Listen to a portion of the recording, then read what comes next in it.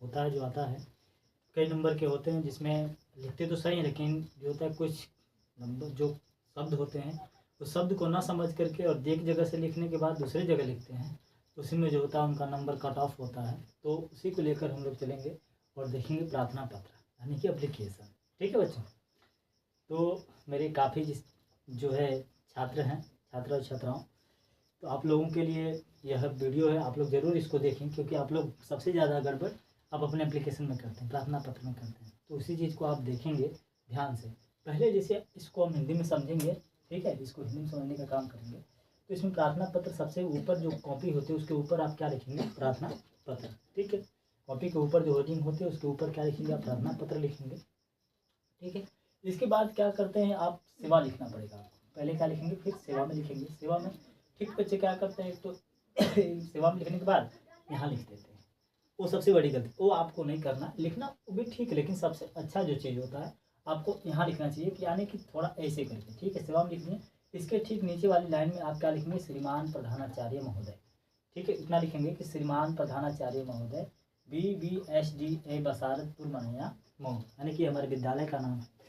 तो सिर्फ BBSDA बसारतपुर मनैया मऊ। ठीक है, यानी कि श्रीमान प्रधानाचार्य महोदय अपने विद्यालय का नाम लिखेंगे और उस स्थान का नाम, जिस स्थान पर विद्यालय उपस्थित है। उसके बाद बच्चे एक चीज़ न लिख करके विषय नहीं लिखने का काम करते। विषय जब सबसे जरूरी होता है, विषय न लिखेंगे, श्री लिखेंगे महोदय या श्रीमान लिख करके सबने निवेदन है कि मुझे जो कुछ भी है वो लिख कर सबमिट कर देते, वो सबसे बड़ी रॉन्ग चीज़ होती है।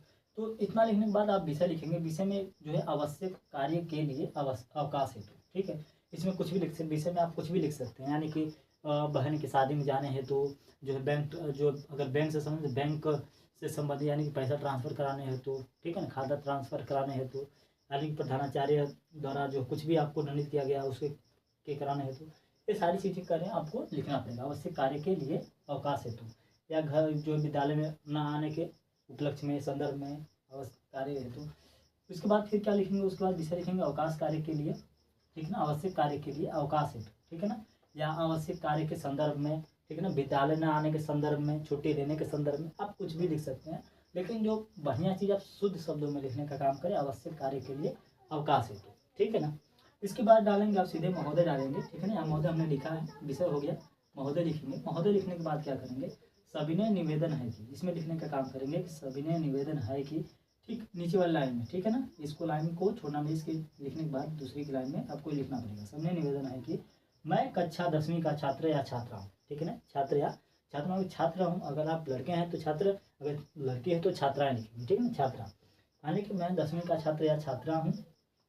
मुझे घर पर आवश्यक कार्य है, मुझे घर पर आवश्यक कार्य है, इस कारण मैं विद्यालय आने में असमर्थ हूँ। ठीक है ना, अतः मुझे एक दिन 12/12/2024 को अवकाश प्रदान करने की कृपा करें, यानी 12 तारीख 12वां महीना 2024 को अवकाश प्रदान करने की क्या करें, कृपा करेंगे। ये आप उसमें लिखने का काम करेंगे। इसमें आप भी बहुत कुछ लिख सकते हैं। सबने निवेदन है कि मैं कक्षा 10वीं का छात्र हूँ, मुझे जो है दीदी के यहाँ शादी में जाना, मुझे ननिहाल मामा की लड़की की शादी में जाना, इस तरह से भी लिख सकते हैं आप कि मुझे मामा की लड़की के शादी में जाना है, इस कारण मैं विद्यालय आने में असमर्थ हूँ या असमर्थ रहूँगा। ठीक है ना, अतः मुझे एक दिन, या इसे भी लिख सकते हैं, अगर आपको एक दिन की छुट्टी नहीं चाहिए तो अगर 4 दिन की चाहिए तो आप ऐसे लिख सकते हैं कि 12/12/2024 से, ठीक है ना, 12/12/2024 से, फिर इसके बाद 14 या 5 दिन, जितने दिन की छुट्टी रहेगी उसके बीच में आपको इससे लिखेंगे। ठीक है ना, 12/12/2024 से ये 15/12/2024 तक, यानी कि जो है 3 दिन की छुट्टी को आवश्यक प्रदान कार्य जो है वो अवकाश प्रदान करने की मुझे क्या करें, कृपा करें। ठीक है दोस्तों, बस इतना ही करना है। उसके बाद ठीक नीचे आपको क्या लिखना है, ये दिनांक लिखना है। दिनांक बहुत जरूरी है, दिनांक किस डेट में आप इसको लिखे हैं उसको लिखना पड़ेगा। बोर्ड के पेपर में ये बात ध्यान रहे।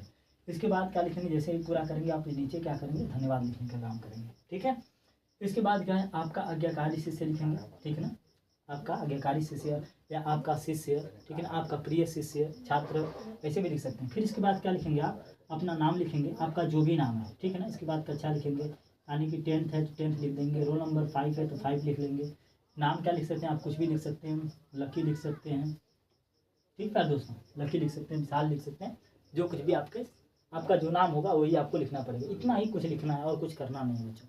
तो इतना जितना आप सुंदर लिखेंगे उतना ही आपका नंबर बढ़िया आएगा। ठीक है, इसके बारे में भी हम और भी आगे हम लोग बहुत कुछ जानने की कोशिश करेंगे। एक बार फिर से देखिए कि प्रार्थना पत्र लिखा है हिंदी में, सेवा में श्रीमान प्रधानाचार्य महोदय BPSDA बसारत पुणे, यानी कि विद्यालय का नाम, जिस विद्यालय जहाँ पढ़ा है उस स्थान का नाम। विषय को लिखेंगे, विषय बहुत जरूरी होता है कि अवकाश कार्य, आवश्यक कार्य के लिए अवकाश हेतु, यानी कि बहन की शादी में जाने के लिए हेतु अवकाश हेतु, ऐसे ही बहुत कुछ लिख सकते हैं। यानी कि बीमार पड़ने के, विद्यालय के न आने के उपलक्ष्य में, संदर्भ में अवकाश हेतु, ठीक है ना, इस तरह से। महोदय, सविनय निवेदन है कि मैं कक्षा 10वीं का छात्र हूँ, मुझे घर पर आवश्यक कार्य है, यानी कि या भी कुछ भी लिख सकते हैं कि मुझे ननिहाल जाना है, मुझे मामा के लड़की की शादी में जाना है, इस कारण मैं विद्यालय आने में असमर्थ रहूँगा, अतः मुझे एक दिन 12/12/2024 को अवकाश प्रदान करने की क्या करें, कृपा करें। ठीक है, इसके बाद आप दिनांक लिखेंगे 11/12/2024, फिर लिखेंगे धन्यवाद करके आपका आज्ञाकारी शिष्य, नाम लकी पूरा नाम है लकी कुमार, जो भी कुछ हो, कक्षा लिख सकते हैं 10 लिख सकते हैं, रोल नंबर 5 लिख सकते हैं, 5 लिख सकते हैं। ठीक है, छात्र छात्रा दोनों के लिए ये आपका यहाँ लिखना पड़ेगा। ठीक है, आई होप कि आपको समझ में आया होगा। ऐसे ही बने रहिए। अब इसके बाद जो हम लोग देखेंगे वो इंग्लिश के माध्यम से देंगे कि हमको इंग्लिश में कैसे लिखना है।